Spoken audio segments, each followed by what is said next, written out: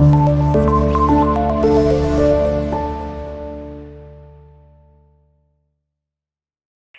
वालेकुम students, 9th class computer का जो हमारा आज का टॉपिक है, इसके अंदर हम अपने एल्गोरिदम्स की कुछ एग्जांपल्स को डिस्कस करेंगे।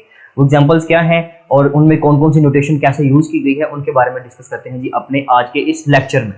स्टूडेंट नंबर 1 पे जो हमारे पास सबसे पहला एल्गोरिदम है, याद रखिएगा कि इन एल्गोरिदम्स के अंदर जो डिस्क्रिप्शन है वो जरूरी नहीं है, साथ में जो डिटेल स्ट्रक्चर दिया हुआ है, उस एल्गोरिदम को एक्सप्लेन किया हुआ है, वो जरूरी नहीं है। अगर ये शॉर्ट क्वेश्चन में आता है तो जस्ट आपने एल्गोरिदम बनाना है, उसमें बाकी चीजें लिखने की जरूरत नहीं है। और आपके स्टेप्स और बुक में जो जितने स्टेप्स लिखे हुए हैं वो थोड़ा सा वेरी कर सकते हैं, इट्स ओके। आप ज्यादा स्टेप्स में भी लिख सकते हो और आप उससे कम स्टेप में भी एल्गोरिदम लिख सकते हो। वो एल्गोरिदम तो होगा, लेकिन परफेक्ट एल्गोरिदम वही है जो जिसमें डिटेल स्ट्रक्चर हो, जिसमें चीजों को फिल्ट्रेशन किया हो, तो उसमें डिफरेंट सिनेरियोस है, तो उन चीजों का लाजमी तौर पर ख्याल रखें। खैर, हम स्टार्ट करें जी नंबर 1 से। सबसे पहला है to find the sum product average of 5 given numbers. ये हमने फ्लो चार्ट किया था, अब हम उसका एक एल्गोरिदम रेडी करने जा रहे हैं। तो स्टूडेंट देखें, सबसे पहले हम जब इसकी बात करेंगे जी नंबर 1 की, तो उसमें हमारे पास डिफरेंट स्टेप्स होंगे। स्टेप नंबर 1 पे हम लोग इसको स्टार्ट करेंगे। इसी तरह से स्टेप नंबर 2 पे हम लोग क्या करेंगे जी, सम कैलकुलेट करेंगे। तो सम कैलकुलेट करने से पहले हमें वो नंबर्स चाहिए कि वो नंबर्स कौन कौन से हैं। सो हम लोगों ने वहां पर भी इनपुट ली थी, यहां पर भी इनपुट लेंगे। तो जब इनपुट लेंगे तो उसके लिए इनपुट का कीवर्ड आएगा, फिर n1 n2 n3 n4 और n5 इन नंबर्स का हम ले लेंगे। देन हम लोगों ने क्या करना है जी, सम कैलकुलेट करना है। स्टूडेंट जब सम कैलकुलेट करना है तो सम तो एक फॉर्मूला है, तो उसके लिए हम सेट का कीवर्ड यूज करेंगे। सेट तो सम, किसका सम लेना है जी, इन्हीं नंबर्स का। ये सारे नंबर्स आप लोग यहां पर लिख दोगे। इसी तरह से जब हम स्टेप नंबर 4 की बात करेंगे तो वहां पर हम लोगों ने सेट टू प्रोडक्ट, हमने वहां पे प्रोडक्ट निकालनी है। तो प्रोडक्ट कैसे निकलेगी जी, इन्हीं सारे नंबरों को हम आपस में इस तरह से मल्टीप्लाई कर देंगे। ले जी, हमने मल्टीप्लाई कर दिया।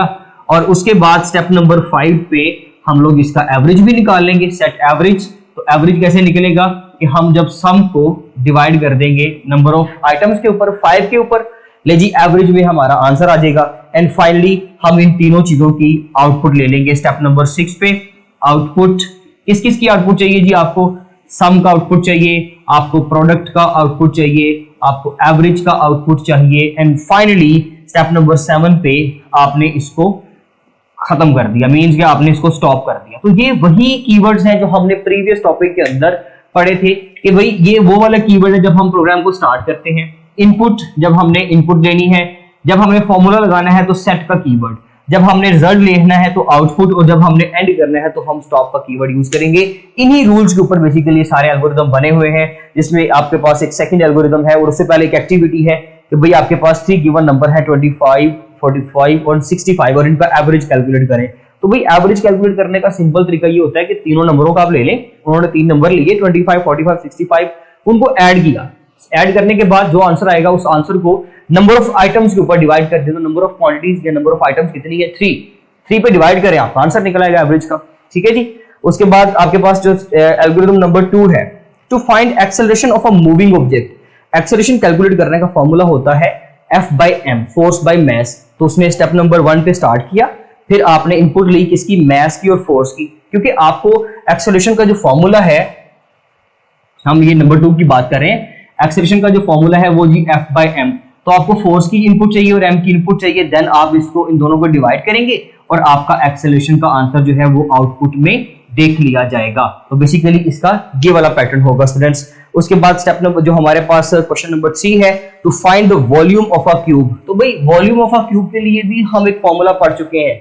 हमने उसके अंदर ये पढ़ा हुआ है कि जब हम क्वेश्चन नंबर 3 की बात कर रहा हूं स्टूडेंट्स, जब हमने वॉल्यूम कैलकुलेट करना है तो हमारे पास 3 साइड्स होनी चाहिए। Suppose x multiply by x multiply by x, ये 3 साइडें हैं, तो मुझे 3 साइड चाहिए। यहां पर उसने क्या किया जी, स्टार्ट किया, एक साइड इनपुट में ले ली और उसके ऊपर फॉर्मूला लगा दिया सेट वॉल्यूम, यानी कि फॉर्मूला लगाएंगे तो सेट का कीवर्ड लिखेंगे ना, volume equals to side multiply by side multiply by side. Volume में जो भी आंसर गया स्टूडेंट उसको हमने प्रिंट करवा लिया आउटपुट के जरिए से और एंड कर दिया बाद में।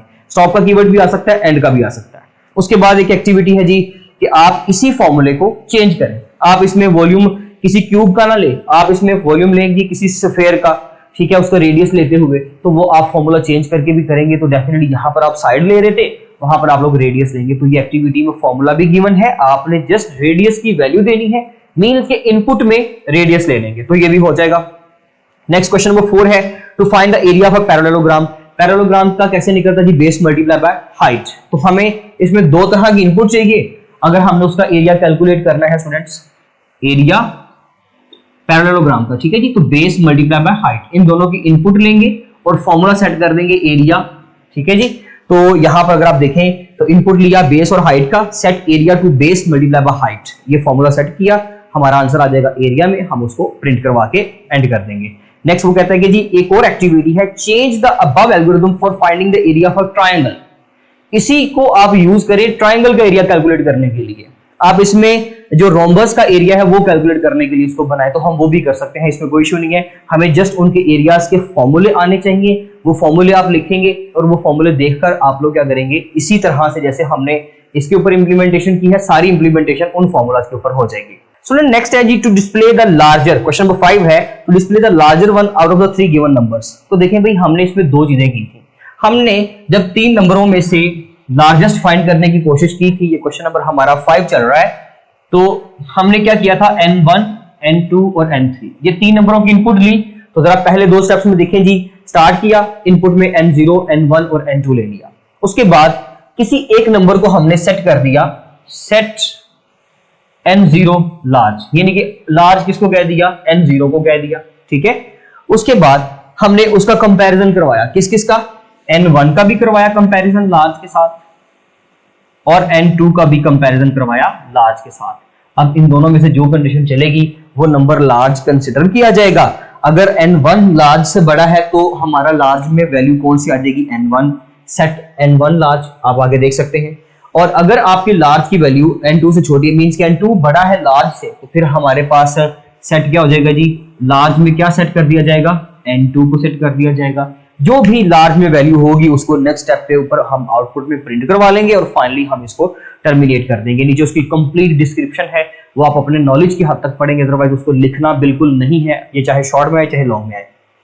क्वेश्चन नंबर 6 है to assign the grade to a subject based on the achieved marks. देखिए भाई सबसे पहले स्टार्ट किया और मार्क्स का परसेंटेज कैसे निकलता है हम ये ऑलरेडी डिस्कस कर चुके हैं कि भाई इसमें हम लोगों को दो चीजें चाहिए, एक तो हमें ऑब्टेन्ड मार्क्स चाहिए और एक टोटल मार्क्स चाहिए। आपने ऑब्टेन्ड को टोटल पे डिवाइड किया, 100 से मल्टीप्लाई किया, परसेंटेज निकाल ली, जैसे कि स्टेप नंबर 3 तक आपने परसेंटेज निकाल ली, सेट परसेंटेज टू दिस।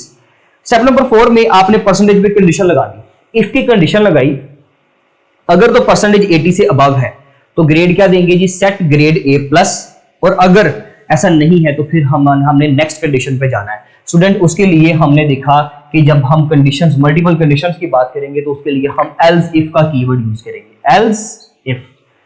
अगर 80 से अबव नहीं है तो फिर एल्स इफ 70 से अबव है, नहीं तो फिर एल्स इफ 60 से अबव है, नहीं तो फिर एल्स इफ आपका 50 से अबव है, और अगर 33 तक ऐसे ही चलता रहता है, 33 से भी अबव नहीं है तो एल्स करके हम उसको फाइनली क्या कर देंगे, फेल कंसीडर कर देंगे। तो ये हमारे पास कुछ ऑप्शंस मौजूद हैं।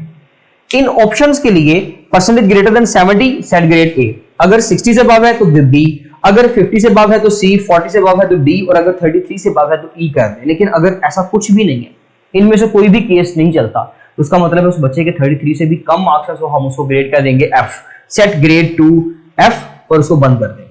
फाइनली आउटपुट में ग्रेड को प्रिंट करवा लेंगे और उसको टर्मिनेट कर देंगे। उसके बाद क्वेश्चन नंबर 7 है to find the interest on an amount. Interest का फॉर्मूला हम लोग पढ़ चुके हैं, जहां पे फॉर्मूला लगेगा वहां पे सेट का वेरिएबल यूज हो रहा है और हमने बाद में उसकी आउटपुट जनरेट कर ली।